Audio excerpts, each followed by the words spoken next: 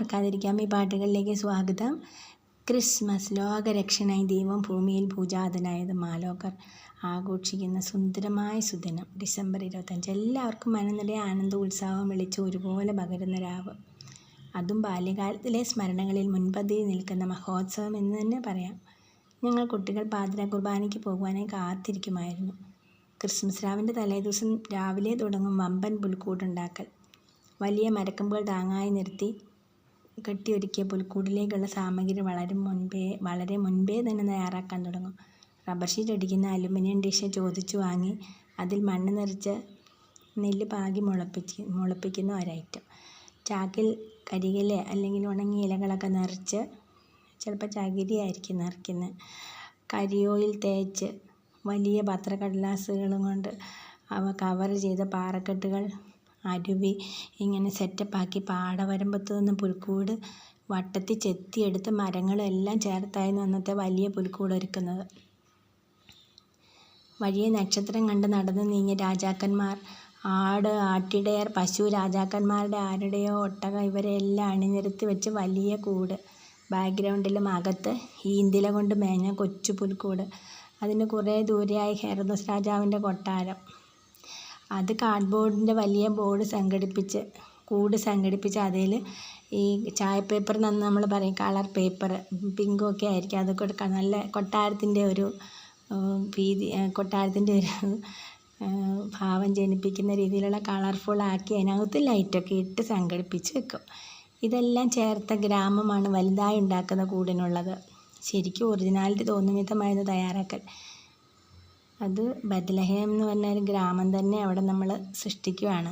ഇതിനിടയിൽ ആണുങ്ങളുടെ കരോളിന് പോക്കുമുണ്ട്. ഇത് കുട്ടികളുടെ ക്രിയേറ്റിവിറ്റി മുഴുവൻ വെളിവാകുന്ന ഒരു അനുഭവമാണ് ക്രിസ്മസ് പുൽക്കൂടിനകത്തുള്ളത്. അന്ന് രാത്രി ഉറങ്ങാതെ കാത്തിരിക്കും. പള്ളിയിൽ 12 മണിക്ക് ഉണ്ണി പിറക്കുമാറാണ് തിരുക്കർമ്മങ്ങൾ. തിരിച്ചു വന്നു കഴിഞ്ഞാൽ ഉണ്ണി ഈശോയെ ഔസേപ്പിൻ്റെ മരത്തിൻ്റെ ഇടയിൽ ഭവ്യതയോടെ എടുത്തു വയ്ക്കും. അതൊക്കെ കുട്ടികൾക്ക് എത്ര ഉന്മേഷം തരുന്ന ഒരു അനുഭവമായിരുന്നു. ഇന്നും ക്രിസ്മസ് രാവുകൾക്ക് പുളകം നൽകാൻ ഈ നല്ല ഓർമ്മകൾ ഓടിയെത്തും. അതിനോടുകൂടി എത്ര പുതിയ പാട്ടുകളുണ്ടെങ്കിലും തെളിയുന്ന ഒരു പാട്ടാണ് യേശുദാസ് പാടിയ പുൽക്കൂട്ടിൽ വാഴുന്ന പൊന്നുണ്ണി. 1993 തോന്നുന്നത്. ഇതിനകത്തുനിന്ന് കിട്ടിയ അറിവനുസരിച്ച് ഫാദർ ആബേൽ CMA രചന നടത്തിയ പാട്ടാണ്. ഈ പാട്ടാണ് മറക്കാതിരിക്കാം ഈ പാട്ടുകളിലേക്ക് ഇന്ന് നിങ്ങൾക്ക് സമർപ്പിക്കുന്നത്. മഞ്ഞും കുളിരും മിന്നിത്തിളങ്ങുന്ന ലൈറ്റുകളും വിവിധ നിറത്തിലുള്ള നക്ഷത്രങ്ങളും എല്ലാം നമ്മോടൊപ്പം പാടി നൃത്തം വയ്ക്കുന്നതായി തോന്നിപ്പോകും. ഈ പാട്ടിൻ്റെ അനുഭവം അതാണ് നമ്മിൽ ഉണർത്തുന്നത്. സംഗീതത്തിൻ്റെ മാന്ത്രിക സ്പർശം ആത്മീയതയെ തൊട്ടുണർത്തുന്നതും. പാട്ടിലൂടെ സംഗീത രചയിതാവും സംവിധായകരും എത്രയെത്ര കാര്യങ്ങളാണ് നമ്മെ ആനയിക്കുന്നത്, എത്രയെത്ര കാര്യങ്ങളിലേക്കാണ് നമ്മെ ആനയിക്കുന്നത്.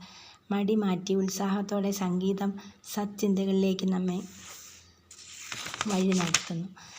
ഈ പുൽക്കൂട്ടിൽ വാഴുന്ന പൊന്നുണ്ണി എന്ന് പറഞ്ഞ യേശുദാസ് പാടിയ പാട്ട് കേൾപ്പിക്കട്ടെ. അതിൻ്റെ ഒറിജിനൽ സൗണ്ടിൽ അതൊക്കെ നിങ്ങൾ കേട്ടോണം.